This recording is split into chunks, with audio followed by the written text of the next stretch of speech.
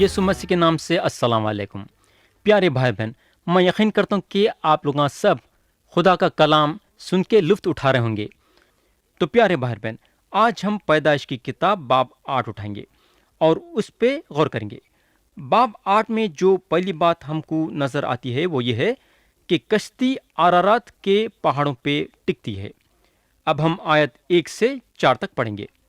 लिखा हुआ है, फिर खुदा ने नूह को और कुल जानदारों और कुल चौपायों को जो उसके साथ किश्ती में थे याद किया, और खुदा ने जमीन पर एक हवा चलाई और पानी रुक गया, और समंदर के सोते और आसमान के दरीचे बंद किए गए, और आसमान से जो बारिश हो रही थी थम गई, और जमीन पर से घटते घटते 150 दिन के बाद कम हुआ, और 7वें महीने की 17वीं तारीख को किश्ती अरारात के पहाड़ों पर टिक गई। प्यारे भाई बहन, अगर हम खुदा के कलाम में गौर करेंगे तो हमको मालूम होगा कि खुदा पानी के तूफान को जमीन पे लाया, फिर पानी को थमाया, फिर पानी को सुखाया, और उसके बाद कलाम ये बताता है कि खुदा हजरत नूह को याद करा, जो कि एक जबरदस्त बात है। और उसके बाद कलाम बताता है कि खुदा जमीन पे एक हवा चलाया और पानी रुक गया।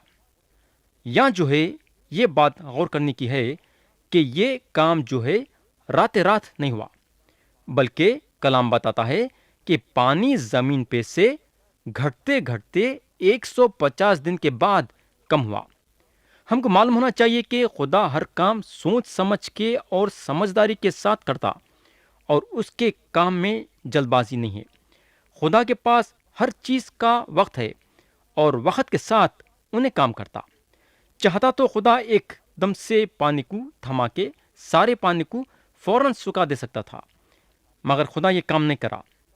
अच्छा, अब सवाल ये पैदा होता है कि खुदा वो लोगों के साथ क्या करा जो पानी में डूब के मर गए।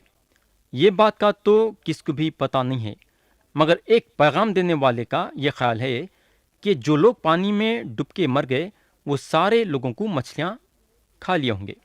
बहरहाल जो भी है, एक दिन आया कि कश्ती अरारात के पहाड़ों पे आके टिक गई। तो यहाँ खत्म हुई पहली बात। अब हम दूसरे बात पे जाएंगे, और वो है हजरत नूह कौवे को और कबूतरी को कश्ती के बाहर भेजते हैं। अब हम आयत 5 से आयत 12 तक पढ़ेंगे। लिखा हुआ है, और पानी 10वें महीने तक बराबर घटता रहा, और 10वें महीने की पहली तारीख को पहाड़ों की चोटियां नजर आईं, और 40 दिन के बाद यूं हुआ कि नूह ने किश्ती की खिड़की जो उसने बनाई थी खोली, और उसने एक कौवे को उड़ा दिया। सो वो निकला, और जब तक कि जमीन पर से पानी सूख न गया इधर उधर फिरता रहा। फिर उसने एक कबूतरी अपने पास से उड़ा दी, ताकि देखे कि जमीन पर पानी घटा या नहीं। पर कबूतरी ने पंजा टेकने की जगह ना पाई, और उसके पास किश्ती को लौट आई, क्योंकि तमाम रुए जमीन पर पानी था। तब उसने हाथ बढ़ाकर उसे ले लिया और अपने पास किश्ती में रखा, और 7 दिन ठहरकर उसने उस कबूतरी को फिर किश्ती से उड़ा दिया, और वो कबूतरी शाम के वक्त उसके पास लौट आई, और देखा तो जैतून की एक ताज़ा पत्ती उसकी चोंच में थी। तब नूह ने मालूम किया कि पानी जमीन पर से कम हो गया। तब वो 7 दिन और ठहरा। इसके बाद फिर उस कबूतरी को उड़ाया, पर वो उसके पास फिर कभी ना लौटी। प्यारे भाई बहन, अगर बाब 8 में खास तौर से कौवे और कबूतरी पे गौर करेंगे तो हमको बहुत बड़ी रूहानी सच्चाई मालूम होगी। हजरत नूह 1 साल कश्ती में गुजारने के बाद उन्होंने कौवे को कश्ती के बाहर छोड़े, मगर वो कौवा वापस नहीं आया। मगर कबूतरी बार बार आते गई, बल्कि अपनी चोंच में एक हरी जैतून की पत्ती भी लाई। प्यारे दोस्त, अब मेरे को ये नहीं मालूम है कि कबूतरी और जैतून की पत्ती कई को हमेशा अमन की निशानी रही, मगर सच्चाई ये है कि ये अमन की निशानी है। کبوتری کا دوبارہ کشتی میں آنا نوح کے لیے ایک امن کا پیغام تھا، مگر جب کبوتری واپس نہیں آئی تو نوح کو یہ بات کا پتہ چلا کہ خدا کی عدالت کا وقت ختم ہو گیا ہے اور زمین پہ پھر سے امن اور چین قائم ہونے والا ہے۔ یہ ہوگا۔ اب ہم کوے پہ غور کریں گے۔ سوال یہ پیدا ہوتا ہے کہ جب حضرت نوح کوے کو کشتی کے باہر چھوڑے تو کوا کئی کو واپس نہیں آیا۔ دوست، ہم کو کوے کی کھادگی معلوم کرنا چاہیے۔ ہم کو جو ہے یہ پہچاننا ضروری ہے کہ آخر کوا کھاتا کیا ہے۔ میرے دوست، اس کی کھادگی لاش ہے۔ جب طوفان آیا اور لوگوں کے اور جانوروں کے لاشاں پانی میں بہنے لگے تو یہ لاشوں کو کوا کھانے لگا۔ انہیں اس لیے کشتی میں واپس نہیں آیا، کئی کو بولے تو کوے کے لیے ایک بہت بڑی دعوت تھی۔ انہیں لاشاں کھانے میں مصروف تھا اور اس کا ایک اچھا وقت گزر رہا تھا۔ ہم کو معلوم ہونا چاہیے کہ کوا ایک ناپاک جانور ہے مگر کبوتری ایک پاک پرندہ ہے۔ ہم کو یہ یاد رکھنا ضروری ہے کہ جب حضرت نوح کشتی میں گئے تو اپنے ساتھ پاک اور ناپاک جانوروں کو اور ہوا کے پرندوں کو لے کے گئے۔ کبوتری نوح کے پاس پیغام لا رہی تھی اور کبوتری کے دوبارہ کشتی میں آنا اور زیتون کے پتی کو لانا یہ ظاہر ہوا کہ پانی آہستہ آہستہ سوکھ رہا ہے اور سوکھی زمین نظر آ رہی ہے۔ کلام بتاتا ہے کہ جب نوح تیسرے مرتبہ کبوتری کو کشتی کے باہر چھوڑے تو کبوتری واپس نہیں آئی۔ اس کا تیسرے مرتبہ واپس نہیں آنا یہ پیغام لایا کہ خدا کی عدالت اور قہر زمین پہ سے ٹل گیا ہے۔ میرے بھائی، میں آپ کو یہ بتانا چاہوں گا کہ بائبل شریف ہم کو یہ سکھاتی ہے کہ ایمان رکھنے والوں کے زندگی میں دو مزاجاں ہیں، ایک پرانی مزاج اور ایک نئی مزاج۔ اگر ہم کورنتھیوں کے نام پولس رسول کا دوسرا خط باب 5 اور اس کی آیت 17 پڑھیں گے تو لکھا ہوا ہے، ذرا غور سے سنو۔ اس لیے اگر کوئی مسیح میں ہے تو وہ نیا مخلوق ہے، پرانی چیزیں جاتی رہیں، دیکھو وہ نئی ہو گئی۔ اچھا، یہ ہوگا۔ اگر ہم رومیو کے خط میں دیکھیں گے تو پولس رسول باب 7 اور آیت 18 میں لکھتے ہیں، کیونکہ میں جانتا ہوں کہ مجھ میں یعنی میرے جسم میں کوئی نیکی بسی ہوئی نہیں، البتہ ارادہ تو مجھ میں موجود ہے مگر نیک کام مجھ سے بن نہیں پڑتے۔ تو دوست، بولنے کا مطلب یہ ہے کہ پاک اور ناپاک ایک ساتھ موجود ہیں۔ آپ اور میں جو ایمان رکھنے والے ہیں، ہمارے میں یہ دو مزاجاں ہیں۔ یسوع مسیح یوحنا کی انجیل باب 3 اور آیت 6 میں بولتے ہیں، جو جسم سے پیدا ہوا ہے جسم ہے اور جو روح سے پیدا ہوا ہے روح ہے۔ تو بولنے کا مطلب یہ ہے کہ دو مزاجاں ہمارے میں موجود ہیں اور یہ آپس میں جھگڑتے رہتے ہیں۔ کوا جو ہے عدالت کے دنیا میں داخل ہوا اور اس کو مرے ہوئے جانوراں ملے اور وہ جانوراں اس کے لیے دعوت بن گئے۔ یہ کوا ادھر ادھر پھر رہا تھا مرے ہوئے جانوروں کو کھانے کے لیے۔ پیارے دوست، یا میں آپ کو یہ بولنا چاہوں گا کہ یہ ہے ہمارے پرانی مزاج کی تصویر۔ ہمارا پرانا مزاج کوے کے ویسا ہے۔ ہماری پرانی مزاج کو دنیا کے چیزوں سے محبت ہے اور وہ چیزوں کو کھانا چاہتی ہے۔ اس لیے میرے بھائی، لوگ اپنے اپنے گھروں میں تماشے کے ڈبوں پہ تماشا دیکھتے ہیں اور صبح کو کلیسیا میں جمع نہیں ہوتے۔ میرے دوست، آپ بہانہ نہیں بنا سکتے۔ آپ یہ نہیں بھول جانا کہ آپ کی پرانی مزاج آپ کے ساتھ ہے۔ اگر ہم کبوتری پہ غور کریں گے تو ہم کو معلوم ہوگا کہ کبوتری عدالت کے دنیا میں سیر کری مگر نہ تو آرام کی جگہ ملی، نہ اس کو کسی چیز سے چین پڑا، اور وہ واپس کشتی کی طرف روانہ ہو گئی اور کشتی میں داخل ہو گئی۔ ہم ایسا بول سکتے کہ کبوتری ایمان رکھنے والوں کی نشانی ہے، اور ایمان رکھنے والوں کو یہ بتایا گیا ہے کہ دنیا سے محبت مت رکھو، نہ دنیا سے نہ دنیا کی چیزوں سے۔ میرے دوست، آپ اور میں عدالت کے دنیا میں زندگی گزار رہے ہیں۔ ہم دنیا میں ضرور ہیں مگر ہم دنیا کے نہیں ہو جانا۔ ہماری محبت دنیا سے نہیں ہو جانا بلکہ دنیا والوں کو مسیح کے طرف رجوع کرنے کی کوشش میں رہنا۔ یسوع مسیح ہم کو حکم دیے ہیں کہ تم تمام دنیا میں جا کر ساری خلق کے سامنے انجیل کی منادی کرو۔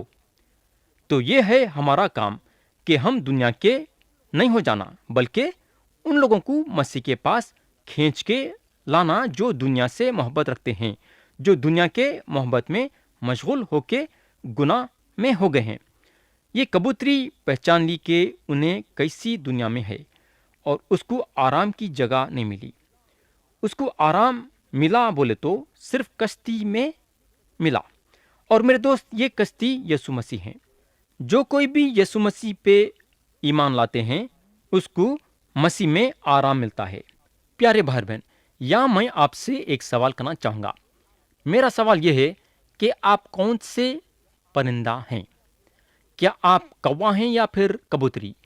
اگر آپ خدا کے فرزند ہیں تو آپ کے پاس دو مزاجاں ہیں، مگر آج آپ کون سے مزاج میں جی رہے ہیں؟ کیا آپ کو خدا کے چیزوں سے محبت ہے یا پھر دنیا کے چیزوں سے؟ یہ ہوگا اب ہم لوگاں پیدائش کی کتاب باب 8 کے تیسرے بات پہ جائیں گے، اور وہ ہے زمین سوکھتی ہے اور حضرت نوح کشتی کے باہر آتے ہیں۔ اب ہم آیت 13 سے 19 پڑھیں گے۔ لکھا ہوا ہے، اور 600 پہلے برس کے پہلے مہینے کی پہلی تاریخ کو یوں ہوا کہ زمین پر سے پانی سوکھ گیا، اور نوح نے کشتی کی چھت کھولی اور دیکھا کہ زمین کی سطح سوکھ گئی ہے، اور دوسرے مہینے کی 27ویں تاریخ کو زمین بالکل سوکھ گئی۔ تب خدا نے نوح سے کہا کہ کشتی سے باہر نکل آ، تو اور تیرے ساتھ تیری بیوی اور تیرے بیٹے اور تیرے بیٹوں کی بیویاں، اور ان جانداروں کو بھی باہر نکال لا جو تیرے ساتھ ہیں، کیا پرندے، کیا چوپائے، کیا زمین کے رینگنے والے جاندار، تاکہ وہ زمین پر کثرت سے بچے دیں اور بار بار ہوں اور زمین پر بڑھ جائیں۔ تب نوح اپنی بیوی اور اپنے بیٹوں اور اپنے بیٹوں کی بیویوں کے ساتھ باہر نکلا، اور سب رینگنے والے جاندار، سب پرندے اور سب جو زمین پر چلتے ہیں اپنی اپنی جنس کے ساتھ کشتی سے نکل گئے۔ پیارے بھائی بہن، یہاں ایک زبردست بات یہ غور کرنے کی ہے کہ حضرت نوح بار بار کبوتری کو بھیجنے لگے، یہ دیکھنے کے لیے کہ پانی سوکھ رہا ہے یا نہیں، پانی کم ہو رہا یا نہیں، مگر نوح کشتی کے باہر نکل کے نہیں آئے جب تک کہ خدا ان کو نہیں بولا کہ نکل کے آؤ۔ انہوں خدا کے انتظار میں تھے کہ خدا ان کو کب اجازت دیں گا باہر آنے کے لیے اور انہوں کب باہر آئیں گے۔ لیکن ایک وقت آیا کہ 1 سال کشتی میں اپنے گھرانے کے ساتھ اور جانوروں اور پرندوں کے ساتھ گزارنے کے بعد انہوں خدا کے طرف سے اجازت لیے، اور بلکہ اجازت ملی کہ باہر آنے کے لیے انہوں خدا کا انتظار کرے۔ خدا یہ جانتا تھا کہ حالانکہ پانی زمین پہ سے ختم ہو گیا ہے، مگر پانی پوری طرح سے سوکھا نہیں ہے۔ خدا جانتا تھا کہ نوح کو کشتی سے باہر نکلنے کے لیے زمین کا سوکھنا ضروری ہے۔ میرے بھائی، یہاں ہم حضرت نوح کے صبر کی تعریف کرنا پڑے گا۔ کتنا مشکل کا کام ہے کہ 1 سال تک ایک کشتی میں بند رہنا، مگر حضرت نوح صبر کرے۔ میرے دوست، ہم خدا سے دعا کرنا کہ ہمارے مصیبتوں میں خدا ہم کو صبر دے۔ یہ ہوگا اب ہم پیدائش کی کتاب باب 8 کے 4 بات اور آخری بات پہ جائیں گے، اور وہ ہے حضرت نوح خربنگاہ بناتے ہیں اور قربانیاں چڑھاتے ہیں۔ اب ہم آیت 20 پڑھیں گے۔ لکھا ہوا ہے، تب نوح نے خداوند کے لیے ایک مذبح بنایا اور سب پاک چوپایوں اور پاک پرندوں میں سے تھوڑے سے لے کر اس مذبح پر سوختنی قربانی چڑھائی۔ تو پیارے بھائی بہن، یہاں اگر ہم غور کریں گے تو ہم کو معلوم ہوگا کہ جب حضرت نوح کشتی میں سے باہر آئے تو پہلا کام یہ کرے کہ خدا کے لیے مذبح بنائے اور سوختنی قربانیاں چڑھائے۔ میرے دوست، یہ قربانی یسوع مسیح کے بارے میں بات کرتی ہے۔ یسوع مسیح ہمارے گناہوں کی معافی کے لیے صلیب پہ قربان ہو گئے۔ خدا کا وعدہ ہے کہ جو کوئی اپنے گناہوں کا اقرار خدا کے سامنے کر کے یسوع مسیح پہ ایمان لائیں گا، خدا اس کے سارے گناہوں کو معاف کریں گا اور اس کو ہمیشہ کی زندگی دیں گا۔ تو پیارے بھائی بہن، اگر آپ لوگوں میں سے کوئی یہ کام نہیں کرا ہے تو کیا آپ آج یہ کام کرنا چاہیں گے کیا؟ کیا آپ اپنے گناہوں کی معافی مانگ کے یسوع مسیح پہ ایمان لا کے خدا کے طرف سے ہمیشہ کی زندگی حاصل کرنا چاہیں گے کیا؟ پیارے بھائی اور بہن، حضرت نوح جانوروں کا خون بہائے اور خدا ان کے یہ کام سے خوش ہوا۔ آیت 21 میں لکھا ہوا ہے، اور خداون نے ان کی راحت انگیز خوشبو لی، اور خداون نے اپنے دل میں کہا کہ انسان کے سبب سے میں پھر کبھی زمین کو لعنت نہیں بھیجوں گا، کیونکہ انسان کے دل کا خیال لڑکپن سے برا ہے، اور نہ پھر سب جانداروں کو جیسا اب کیا ہے ماروں گا۔ میرے دوست، آپ یہ لکھ لے سکتے کہ یہ سچی بات ہے۔ آپ کو اپنے جوانی کے بارے میں کیا خیال ہے؟ کیا آپ نہیں سمجھتے کہ آپ کے خیال برے تھے؟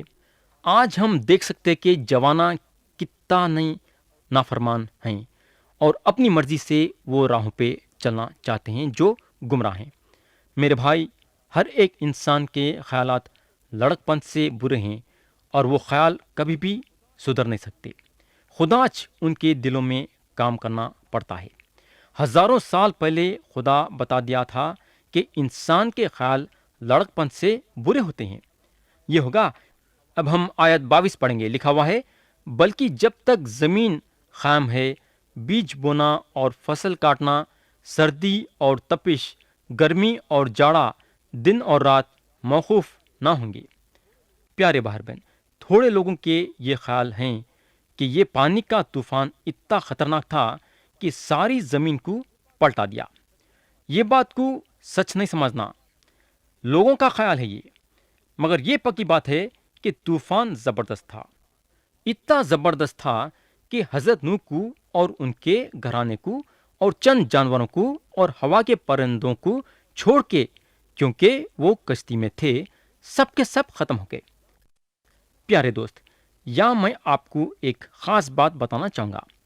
پانی کا طوفان شروع ہونے کے پہلے انسان 3 باتیں ضرور جانا۔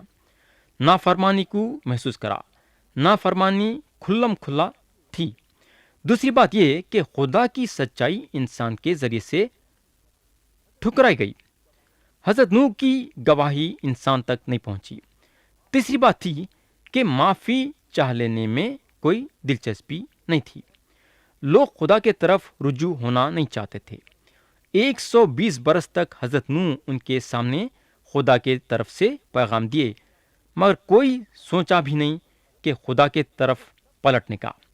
سب اپنے اپنے کاموں میں مصروف تھے، سب اپنے اپنے عیاشی میں مصروف تھے، سب جائیداد بنانے اور شادی کرنے اور شادی کرانے میں مصروف تھے۔ بولنے کا مطلب یہ ہے کہ حضرت نوح 120 برس خدا کی منادی کرنے کے باوجود ایک انسان بھی خدا کے طرف نہیں پلٹا۔